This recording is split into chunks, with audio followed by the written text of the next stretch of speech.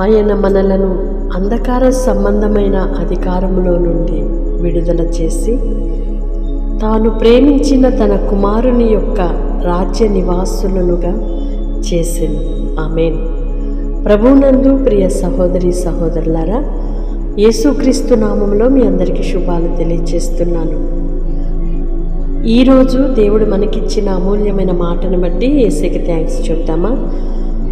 ఆయన మనలను అంధకార సంబంధమైన అధికారములో నుండి విడుదల చేశారు.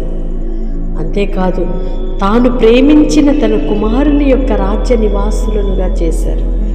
దేవుడు మనలను ఎంతగా ప్రేమిస్తున్నాడు అంటే, తాను ప్రేమించిన తన కుమారుని యొక్క రాజ్య నివాసులుగా మనం ఉండాలి అని కోరుకొని ఆ విధముగా మనలను నడిపిస్తున్నారు. దేవుని యొక్క ప్రేమ ఇందులో మనకు అర్థమవుతుంది కదా.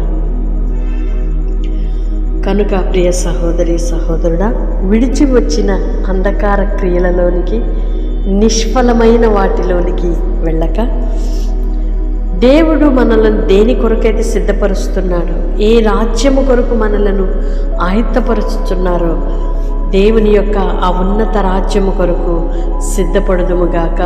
మన నోటి మాటలు, క్రియలు, తలంపులు అన్నీ కూడా దేవుని రాజ్య సంబంధులుగా ఆలోచించుదుముగాక. అందుకే దేవుని వాక్యం సెలవిస్తుంది, వెలుగు సంబంధులు అని, చీకటి సంబంధులు అని సంబోధిస్తుంది. అవును, మనము వెలుగు సంబంధులుగా ఉండి మంచి ఫలమును ఫలించుదుముగాక. చీకటి సంబంధులుగా ఏ ఒక్కరూ ఉండకుండుగాక. ప్రతి ఒక్కరూ కూడా దేవుని చేత విమోచింపబడిన వారిగాను, వెలుగు సంబంధులుగాను, నీతి ఫలము కలిగిన వారిగాను ఉందురుగాక. ఆమేన్. పరిశుద్ధుడైన దేవా, ప్రేమ కలిగిన తండ్రి, మీకు స్తోత్రం.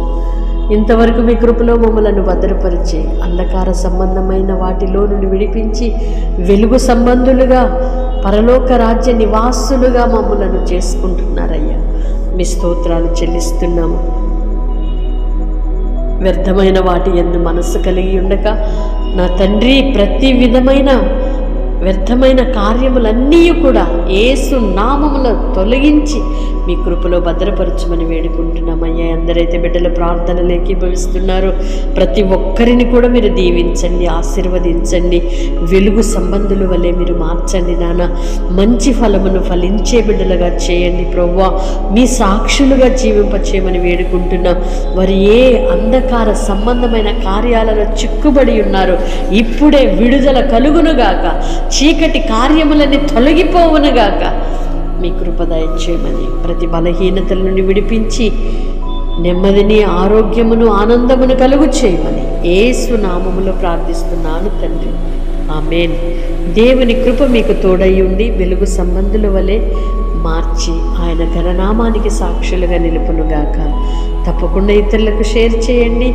ఈ పరిచర్యలో పాలిభాగస్తులుగా ఉంటూ ప్రోత్సహిస్తూ ప్రార్థిస్తున్న మిమ్ములను నా దేవుడు దీవించునుగాక. ఆమేన్.